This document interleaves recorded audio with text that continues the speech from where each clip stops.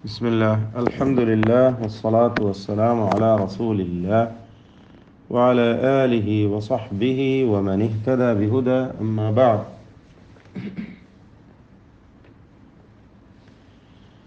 പരിശുദ്ധ ഖുർആൻ പാരായണത്തിൽ അതിൻ്റെ ഭംഗിയെ വളരെയധികം സ്വാധീനിക്കുന്ന ഒരു ഘടകമാണ് ഗുന്നത്തോടുകൂടി മണിച്ചുകൊണ്ട് പാരായണം ചെയ്യുക എന്നത്.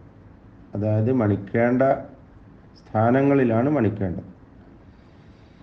ഇവിടെ നമ്മൾ നൂനു സാക്കിന തൻവീൻ, സുക്കൂൻ നൽകപ്പെട്ട നൂനും തൻവീനുമായി ബന്ധപ്പെട്ട മണിച്ചുകൊണ്ടും അല്ലാതെയും പാരായണം ചെയ്യേണ്ടതായ നിയമങ്ങളാണ് പഠിച്ചു വരുന്നത്. ഇൽഹാർ എന്താണെന്ന് നമ്മൾ മനസ്സിലാക്കി.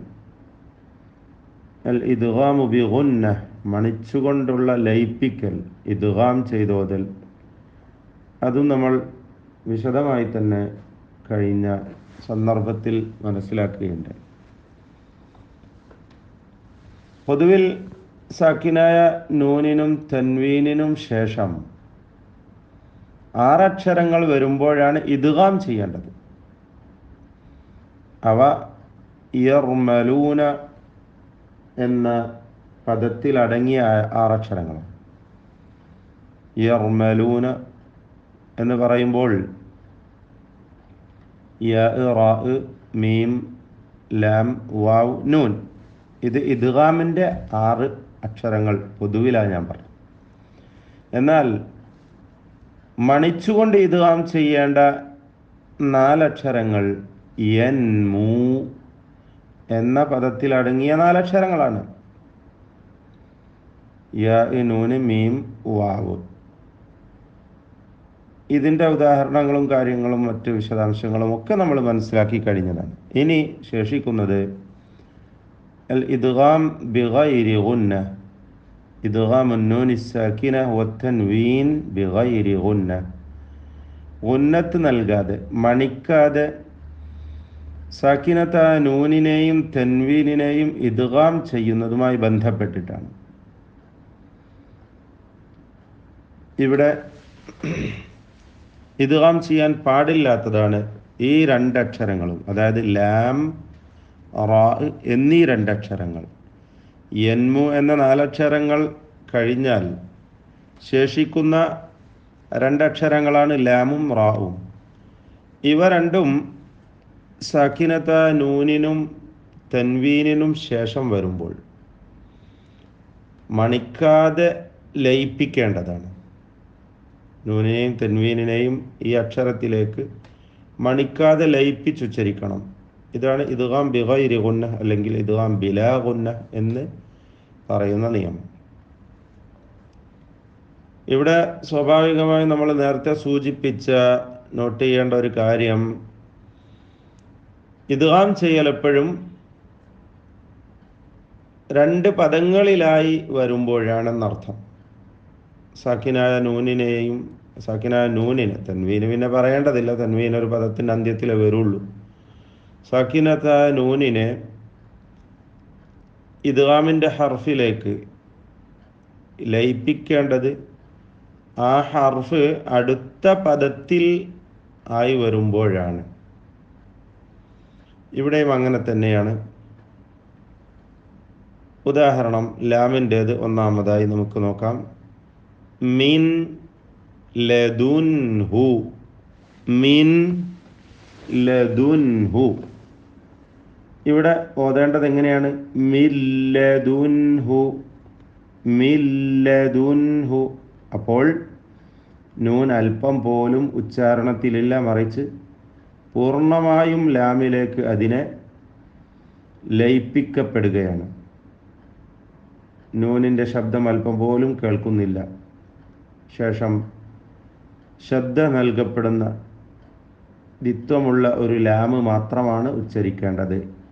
മില്ലദുൻഹു.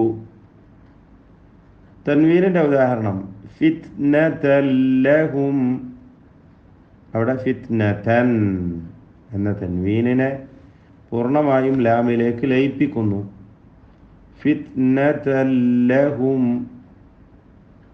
റാഇൻ്റെ ഉദാഹരണം മിൻ റബ്ബിക ഓതേണ്ടത് മിർ റബ്ബിക, മിർ റബ്ബിക. ഗഫൂറുൻ റഹീം, തൻവീനിനെ പൂർണ്ണമായും റായിലേക്ക് ലയിപ്പിച്ചുകൊണ്ട് ഗഫൂറുർ റഹീം എന്ന് പാരായണം ചെയ്യണം. ووجه حذف الغنة في هذا القسم المبالغة في التخفيف لما في بقائها من الثقل എന്നാണ് ഗായത്തുൽ മുരീദുകാരൻ ഇതിനെ ന്യായമായി പറയുന്നത്. അതായത് المبالغة في التخفيف لما في بقائها من الثقل, ഈ അക്ഷരത്തിലുള്ളതായ ഒരു ഭാരം അതിനെ കുറക്കുവാൻ വേണ്ടിയാണ്, തഖ്ഫീഫ് ഉദ്ദേശിച്ചുകൊണ്ടാണ് ഇവിടെ എന്ത് ചെയ്യുന്നത്, മണിക്കാതെ ലയിപ്പിക്കുന്നത് എന്നർത്ഥം, മണിക്കലിനെ ഒഴിവാക്കുന്നത്.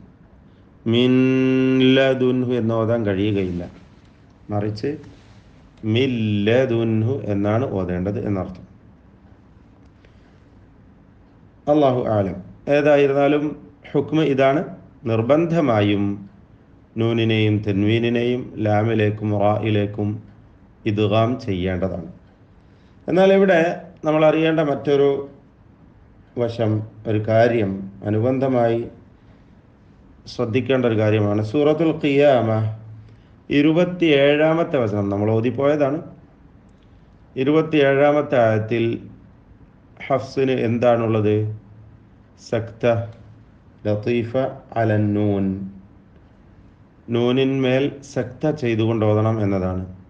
വഖീല മൻ റാഖ, അവിടെ ഇദ്ഗാം ചെയ്യാൻ പാടില്ല, വുജൂബൻ സക്ത ചെയ്തുകൊണ്ടാണ് ഓതേണ്ടത്. അപ്പോൾ വഖീല മൻ റാഖ, വഖീല മൻ റാഖ എന്ന് ഓതണം എന്നർത്ഥം. ഈ കാര്യം കൂടി ഇതിൻ്റെ കൂടെ നോട്ട് ചെയ്യുക. അടുത്തതായി ഇവിടെ ശ്രദ്ധിക്കേണ്ട ഒരു കാര്യം, അൽ ഇദ്ഗാമു അൽ കാമിൽ ലിന്നൂൻ സാക്കിന ഫി അഹ്റുഫ് നൂൻ മീം ലാം റ. അപ്പോൾ ഇദ്ഗാമിന് വീണ്ടും നമ്മൾ രണ്ടായി വിഭജിക്കുന്നു, മിൻ ഹൈസുൽ കമാലി വൻ നുഖ്സാൻ, അതിൻ്റെ കമാലും നുഖ്സാനും പരിഗണിച്ചുകൊണ്ട്. ഇവിടെ ലാമിലേക്കും റായിലേക്കും മണിക്കാതെ ഇദ്ഗാം ചെയ്തിരിക്കുന്നത് പൂർണ്ണമായ ഇദ്ഗാമാണ്, ഇദ്ഗാം കാമിലാണ്. എന്നാൽ അപ്രകാരം തന്നെയാണ് നൂനിലേക്കും മീമിലേക്കും ഇദ്ഗാം ചെയ്യുമ്പോഴും. ഇവിടെ ശ്രദ്ധിക്കേണ്ട ഒരു കാര്യം, എഴുത്തിൽ തന്നെ നമുക്ക് മനസ്സിലാക്കാവുന്ന, പരിശുദ്ധ ഖുർആനിൽ എഴുത്തിൽ തന്നെ നമുക്ക് മനസ്സിലാക്കാവുന്ന ഒരു കാര്യം എന്താണെന്ന് വെച്ചാൽ, അലാമത്തുൽ ഇദ്ഗാമിൽ കാമിൽ ലിന്നൂനി സാക്കിന ഫി അഹ്റുഫ് അന്നൂൻ വൽ മീം വൽ ലാം റ. നൂൻ മീം ലാം റ എന്നീ അക്ഷരങ്ങളിലേക്ക് സാക്കിനത നൂനിനെ പൂർണ്ണമായും ഇദ്ഗാം ചെയ്യുന്നതിൻ്റെ അടയാളം തജ്രീദുൻ നൂനി മിനസ് സുകൂൻ മഅ തശ്ദീദിൽ ഹർഫി താലി. സാക്കിനത്തായ നൂനിനെ സുകൂനിൽ നിന്നും ഒഴിവാക്കുന്നു, തജ്രീദ് ചെയ്യുന്നു. അപ്പോൾ സാക്കിനത്തായ നൂനിന് എന്തില്ല? സുക്കൂനില്ല. അത് ഇദ്ഗാമിൻ്റെ മറ്റൊരു സന്ദർഭത്തിലും ഇല്ല. എന്നാൽ അതോടൊപ്പം മഅ തശ്ദീദിൽ ഹർഫി താലി, ശേഷമുള്ള അക്ഷരത്തിന് ശബ്ദ കൊടുത്തുകൊണ്ട്, ദിത്വം കൊടുത്തുകൊണ്ടാണ് എഴുതുക. ഇവിടെ വലൻ നുശ്രിക മിമ്മാൽ മില്ലദുൻഹു മിർ റബ്ബിക. എന്താണ് ഇവിടെയൊക്കെ നമ്മൾ മനസ്സിലാക്കുന്നത്? ശേഷമുള്ള അക്ഷരത്തിൽ ഷദ് എഴുതിയിട്ടുണ്ട്, ദിത്വത്തിൻ്റെ ചിഹ്നം, അടയാളം. അപ്പോൾ ഇവിടെ ഇദ്ഗാം പൂർണ്ണമാണ്, ഇദ്ഗാം കാമിലാണ്. എന്നാൽ യായിലേക്കും വാവിലേക്കും ആകുമ്പോൾ ഇദ്ഗാം നാഖിസ് ആയിരിക്കും.